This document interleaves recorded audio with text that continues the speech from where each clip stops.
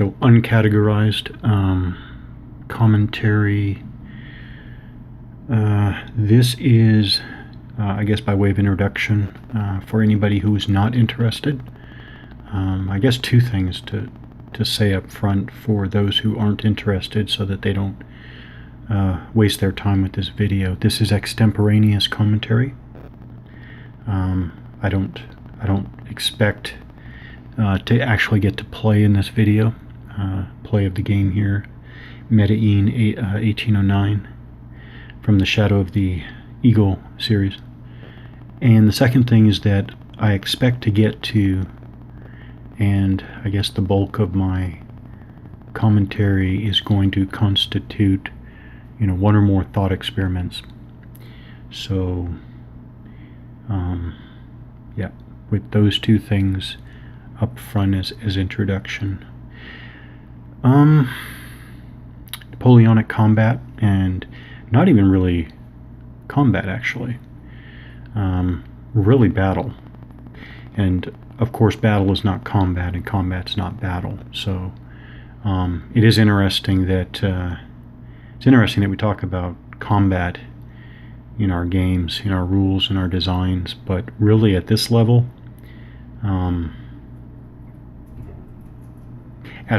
I think it's more proper to talk about battle than a combat. I think combat would be really for a very low level, which I guess one might associate more with Napoleonic miniatures. But anyways, Napoleonic battle.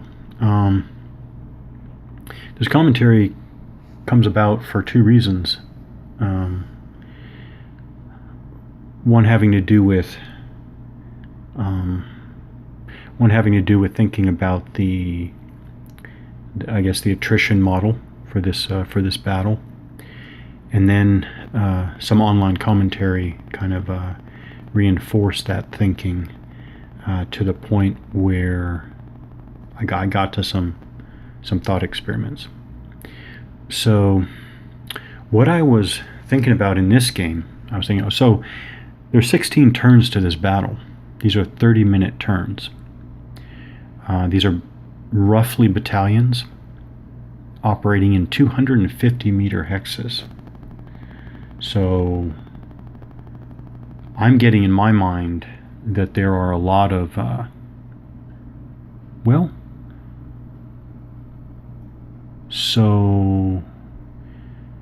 there are 800 soldiers, infantry soldiers, in roughly line formation, or mostly if not completely in line formation in this 250-meter hex here.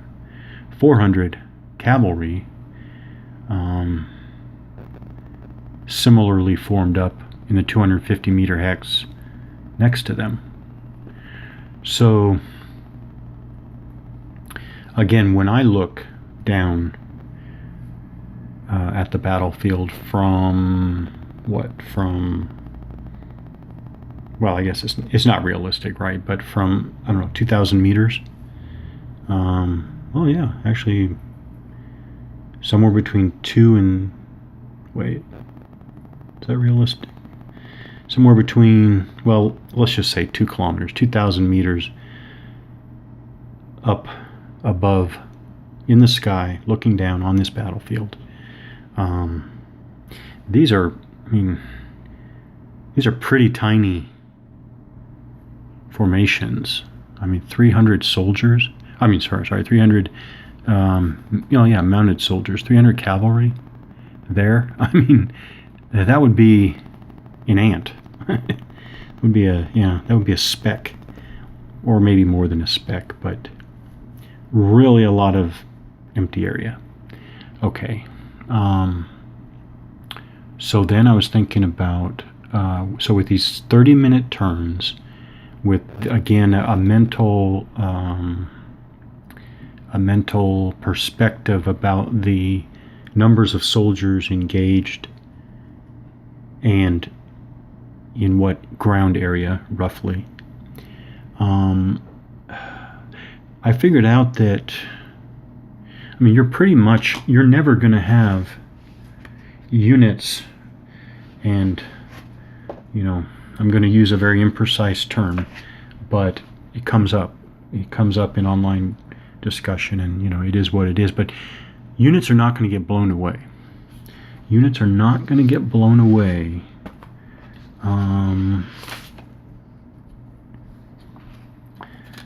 I mean, six strength points firing from each hex. Now, of course, you can, if I remember correctly, I haven't gotten to it yet, but I believe you can combine fire from multiple hexes towards one target hex. But still, if we use if we use a benchmark of one hex firing on another hex, only up to 6 strength points are conducting that fire attack for a 30-minute turn, and not including the, you know, using the just 1 to 6 of the standard spread, not including the 2 results you get from DRMs, right? I mean, you're up to, well, yeah, I mean, in the 1 to 6 range, strength points, in the 1 to 6 die roll results, I mean, you finally get up to a 1. You finally get up to a 1. And by the way, I was doing a quick check here. I mean, so the disorganization, the D results, I mean, D results by themselves are not going to, I should say a single D result obviously is not a serious concern. If you're rolling for a morale check, you're disorganized or routed. Yeah, I just remembered the second thing that went along with first. So I just did that quick thing there. But yeah, of course you want to get up. You want to get up at the top here where you're getting, you know, possibly 2 or 3. But still, that is not going to happen often. So then what I was thinking is, I mean, when you're hopefully getting 1 or 2 strength losses in a turn. Now, this is just for fire combat. Then we'll get to, oh yeah, and by the way, let me make sure I got this right. Yeah, so these are defender retreat 1 and 2. These are not step losses. So you have both losses. BL is both loss. That means each side is taking 1 step loss. I think this is defender loss and attacker loss. And this is for shock combat. So basically, you're working hard to get 1 step loss from fire combat in the fire combat steps. And then you're trying hard, I think, to close to shock combat to cause 1 loss. So you're working hard to cause hopefully 2 losses. Now of course you can achieve more, but I think on a regular recurring basis you're shooting for this. Far more often it looks like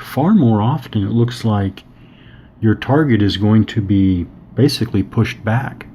Your target's going to be disorganized, and then it's, how do I put it? So you're going to be causing disorganizations and pushing the enemy back. And that stuff is very non-lethal early on. Now, yes, when the unit takes, you know, again back to the morale table, starting off, this isn't that bad. So let's take a average C morale. I mean, you roll an average 3 or 4, it's no result. So let's say you get lucky with a 1 or 2. That's just a disorganized. And then, yeah, that's disorganized. And then in the reorganization phase. Is it called that? I'm trying to remember. In the reorganization phase, you're rolling again, and basically you're trying to get a dash to recover. So again, a C morale unit with no DRMs, 1 or a 2 it's disorganizing, but on a 3 to 6 it's reorganizing. So now it gets bad, I'm assuming, when the unit starts taking 2, 3, 4 strength point losses. A -1 for each strength point loss. I think that's going to be devastating. So in other words, I think the loss, like ratio, the loss, there's a term for it, but the character of the slope is, I think that it's a very shallow slope, and then when it starts to go up drastically. Which I kind of like. That kind of gives the idea of very strong lines early on, and then that gives the effect of collapsing lines after progressive losses. Okay, so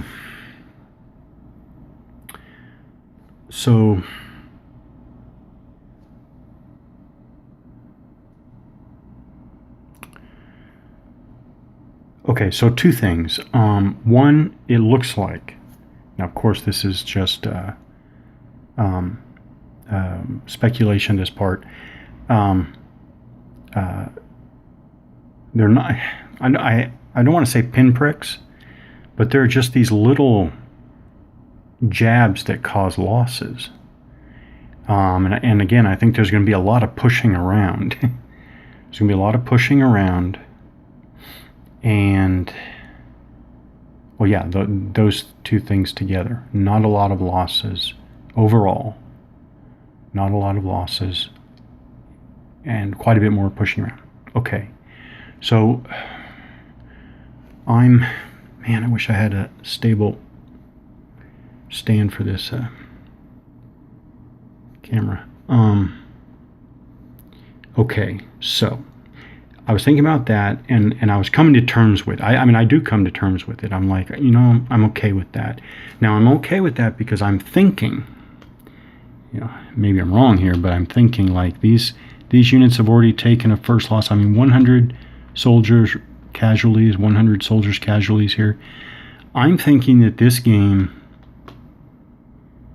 I hope I'm not totally off the mark, but I think this game is, the rules are written, the design is in the vein of having more realistic, not realistic, it's the wrong word, right?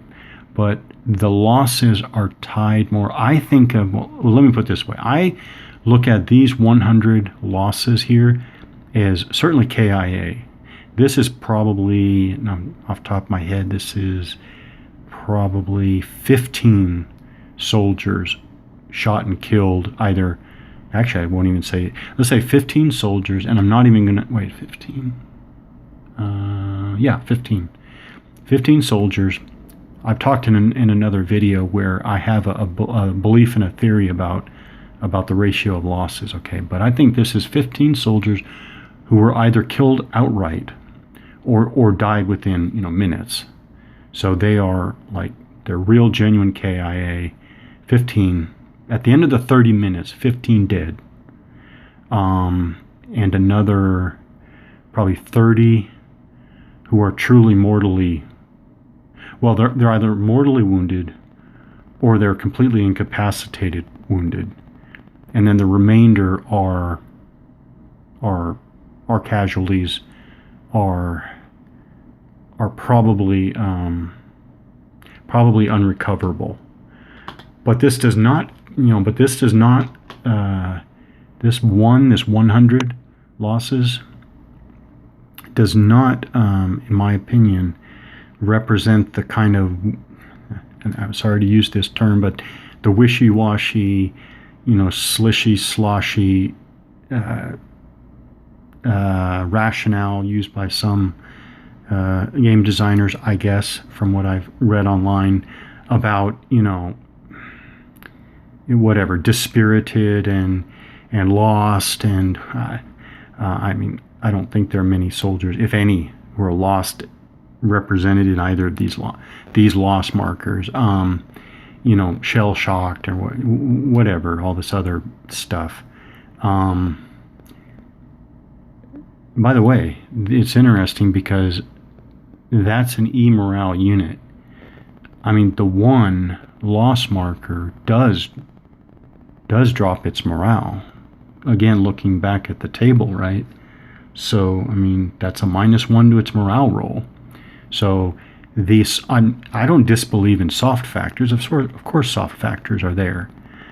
It's using quote unquote soft factors to just cover up a clearer accounting of actual losses. But anyways, what I'm saying is I'm happy and I'm comfortable that this design is giving me, again, it's like what's the alternative, right? I like that after this shock combat, I have, which was not likely, I should say, yeah, it was not the likely outcome that this French cavalry unit wound up with one loss marker, which is 25% losses in its case. That's instead of going into combat and saying, which this game does not do, but flipping it over and having it half strength, and then having the designer tell me that, well, no, half of the units really aren't dead, which, by the way, who's going to believe half of the unit is dead? But it's not even, well, half of the unit is incapacitated or whatever. That's not even believable. So that's what I mean by a more complete accounting of losses. Okay, so what I've said is I think that this is going to be representative of the whole game, except for when you get to that point where, actually I should say if you get to the point, because maybe in 16 turns, or maybe if two players play their cards right, maybe neither side reaches a collapse point. But I do believe it should be possible to kind of break at least a significant portion of the enemy line, where you have that, that very, very unfavorable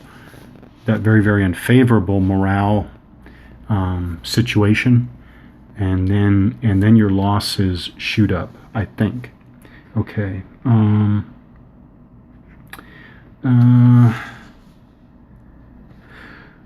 Okay, so then what was online, what the discussion online was a Napoleonic gamer commenting on a different game, a different Napoleonic battle game, same unit scale, and and by the way, this sounded like an experienced Napoleonic battle wargamer, so I am assuming that. I'm giving this gamer that, I guess, benefit of the doubt. We're talking about an experienced Napoleonic gamer. Talking about another game who was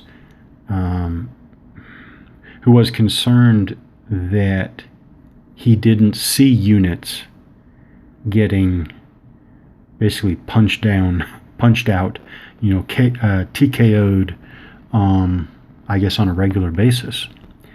And that was a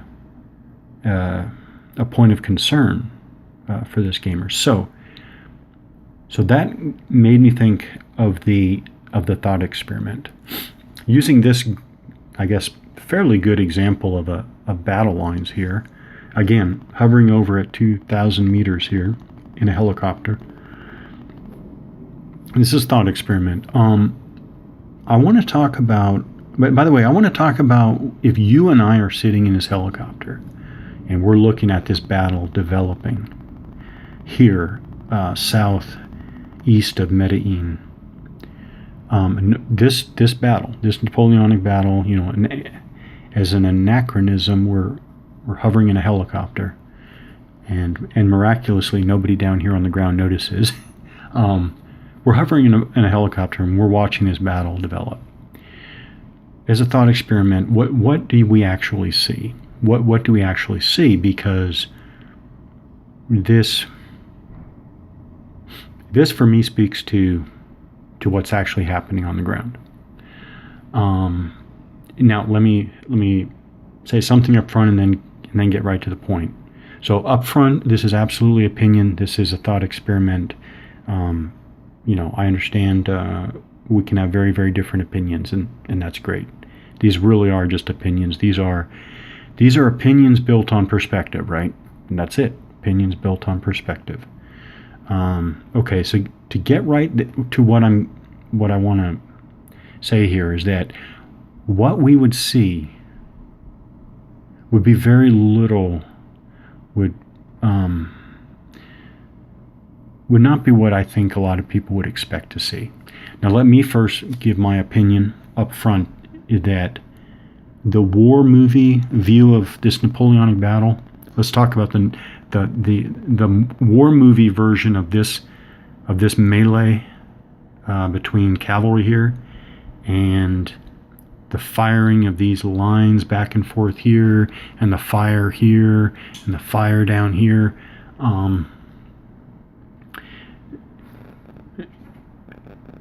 In almost all cases, not all cases, but in almost all cases, it's going to look nothing like I call the war movie version.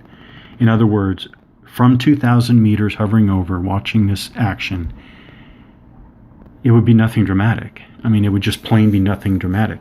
And that's not the only thing I want to say. That's just the first thing. Let me take off the table that there is no big, dashing, dramatic, blaring Tchaikovsky and all this other, frankly, crap. None of that. Off the table. Now, if you believe that that's how things were, then, you're going to see it differently. Not only would we be hovering here trying to, and what I'm saying is we're talking about what's happening on the ground. We're talking about what we see. And as a thought experiment, I'm saying that I have a radio set, and I have earphones, and I have observers on the ground giving me as detailed reports as they can. They have no limitations to describe what's happening on the ground, and I'm getting all those in real time. And I'm trying to explain to you what's happening on the ground based not from the 2,000 meter view here. I'm just saying the 2,000 meter view is the view that we have as players. But I'm saying, I'm saying, there's volley fire there, and there's volley fire over there, and there's, melee, and there's cavalry melee here, cavalry melee here. What I'm saying is that in most cases, I would have to be explaining to you what's happening on the ground, because it would be that not obvious, because it would be that non-dramatic. And so a battle over hours, right? So this is 16 turns representing an 8-hour battle. We are closing in on, ticking away towards the end of the first hour here. All I'm trying to say is that this whole battle, from beginning to end, would in reality unfold quite slowly. Is just what I'm getting at. And there may never be, first of all, there may be a great dramatic tipping point on the ground. Maybe it's up here later in the game. That might happen on the ground, and you may never see it from up here. Or there simply may never be a dramatic tipping point, turning point, whatever.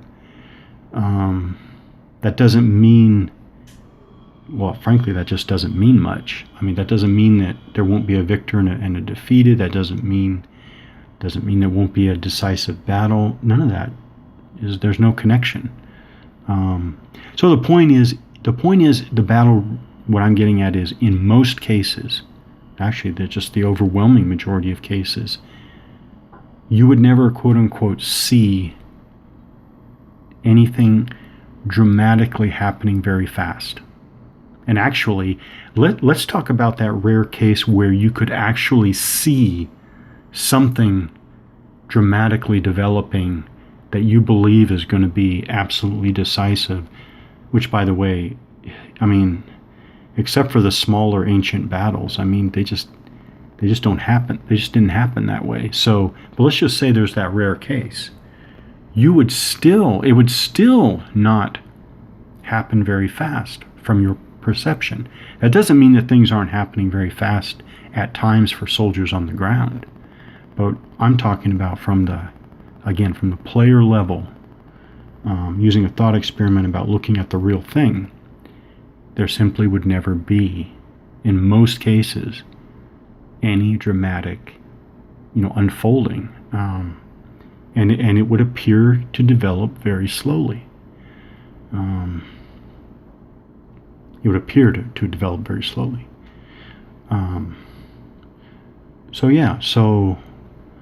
So obviously the point is, I don't want designers to inject, based on my opinions, I don't want designers to inject what I would call fairly artificial and kind of inappropriate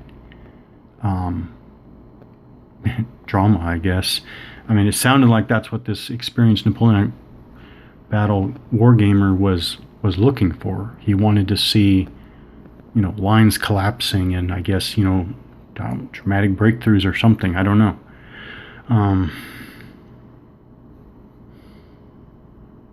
Yeah. So,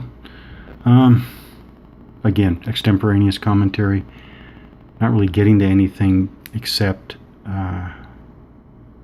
what we would actually see, and then this game does seem to keep the development at a kind of a slow pace, and that's not bad.